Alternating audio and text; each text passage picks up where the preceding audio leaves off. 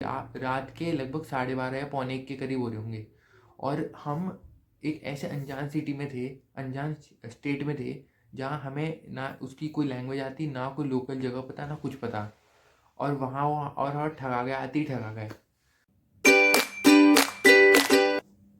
तो hello guys, welcome back to my channel. तो finally वो दिन आ चुका है जिसका मैं काफ़ी दिन से इंतज़ार कर रहा था कि हम केरला जा रहे हैं। और आप देख सकते हैं कि मैं सुबह उठ चुका हूँ, पर काम अभी बहुत सारा पड़ा हुआ है। जैसे पैकिंग करनी है, बाहर से सामान लाना है, तो काम तो है भी बहुत सारा। तो उसको करेंगे आज। हाँ तो यार गाइस, अभी हम रेज़र लेने जा रहे हैं और मम्मी ने कहा कि कोलगेट भी लाना है, तो वो भी लेंगे। तो मैं तो शेव करता नहीं हूँ, शेव तो सिर्फ दिव्यांश ही करता है। बट अभी मम्मी ने कहा कि जा रहे हैं और काफ़ी टाइम तक मैं शेव नहीं कर पाऊँगा, मतलब ट्रिम नहीं कर पाऊँगा बेसिकली। तो इसलिए मैं शेव कर लूँगा आज, ताकि जितने टाइम हम ट्रिप में रहे तो उसमें ज़्यादा बाल ना बढ़े। हाँ तो यार गाइस, अब हम एयरपोर्ट जा रहे हैं। एयरपोर्ट जाने के लिए हमारी कैब आ चुकी है, और ही कैब। अब हम उससे जा रहे हैं।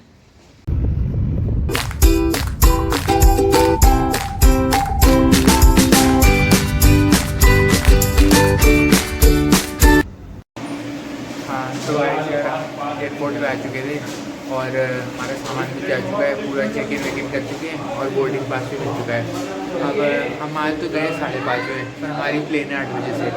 तो मैं ये सोच रहा था कि इतनी देर तक हम करें क्या, तो हम घूम फिर के टाइम पास कर रहे थे। और गाइस मैंने शेव भी कर लिया है, काफ़ी अजीब लग रहा है ऐसा तो। हाँ तो गाइस यार, शोर बहुत है पीछे, तो ऑडियो का इशू तो रहेगा ही, वो ही हो रहा है।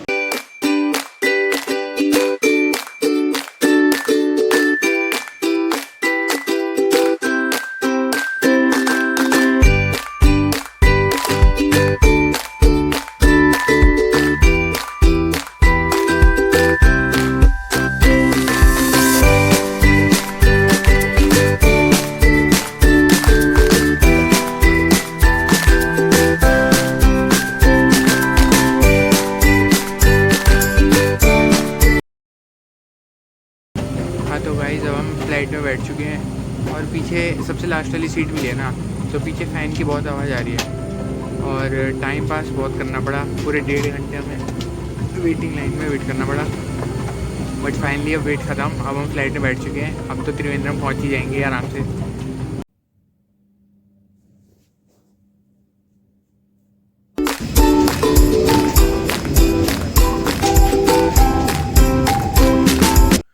हाँ तो गाइस, हम 11:30 बजे त्रिवेंद्रम पहुँच गए। पर उसके बाद की जो स्टोरी है ना, वो बहुत ही अजीब है। तो ये स्टोरी है, ये मेन चीज़ है कि हमारे साथ क्या क्या हुआ।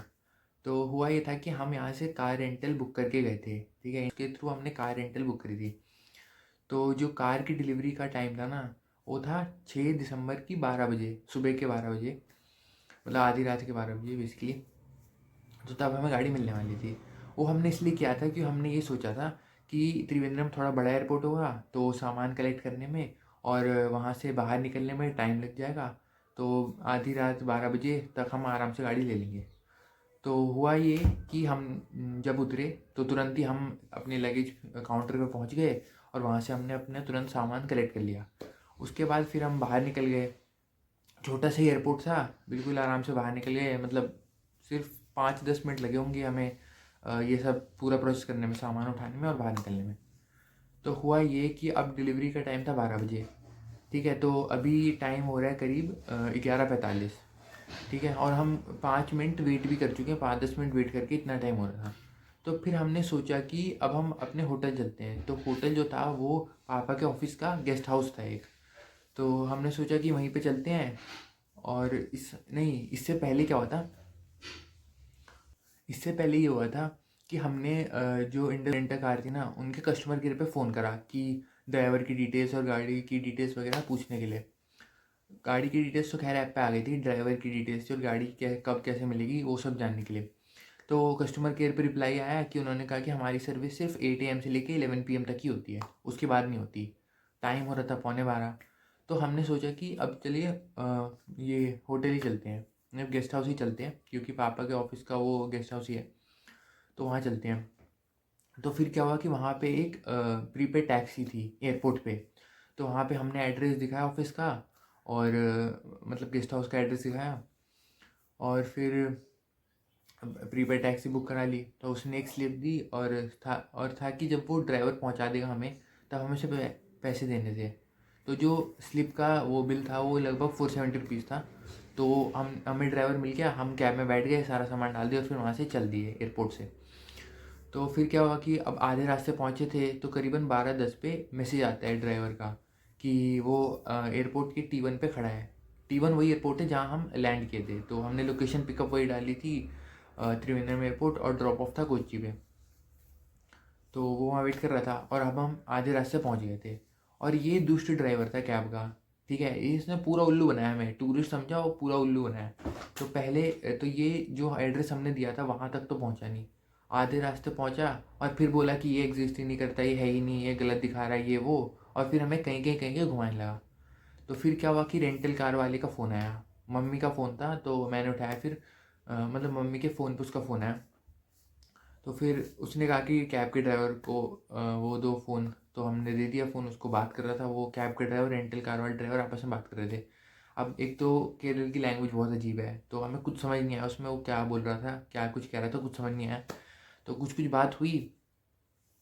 फिर उसमें पापा ने कहा कि चलो हम वहाँ पहुँच जाएंगे, तब फिर उसको बुला लेंगे रेंटल कार वाले को।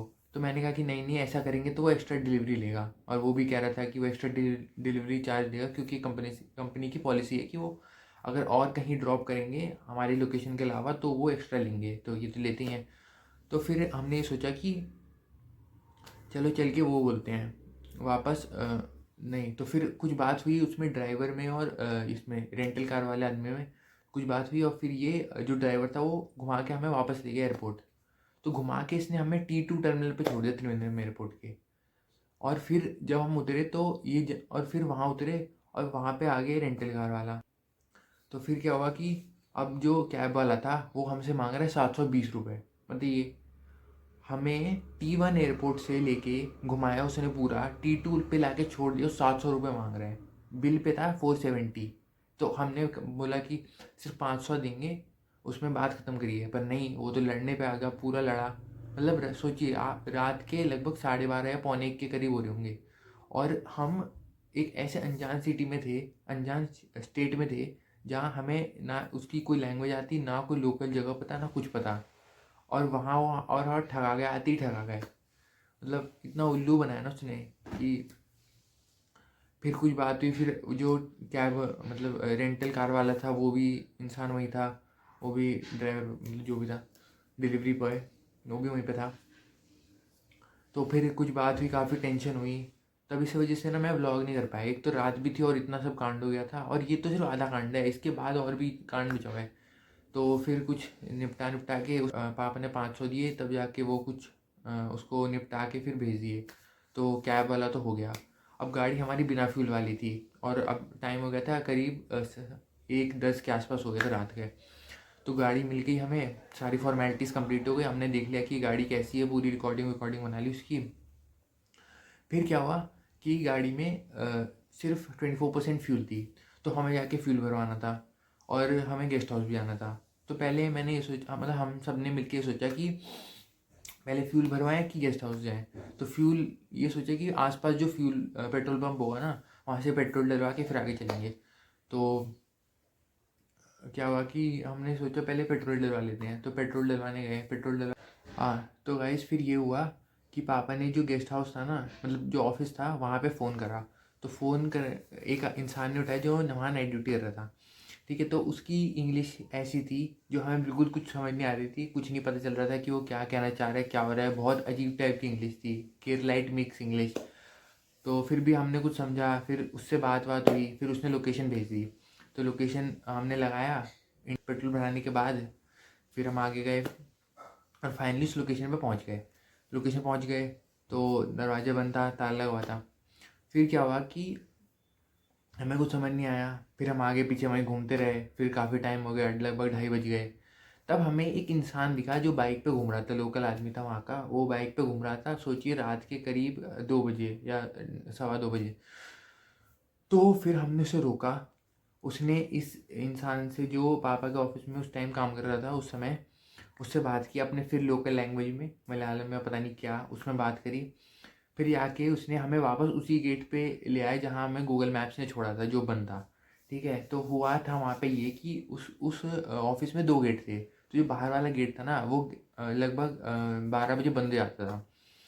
तो उसके गार्ड को जगाया फिर हमने।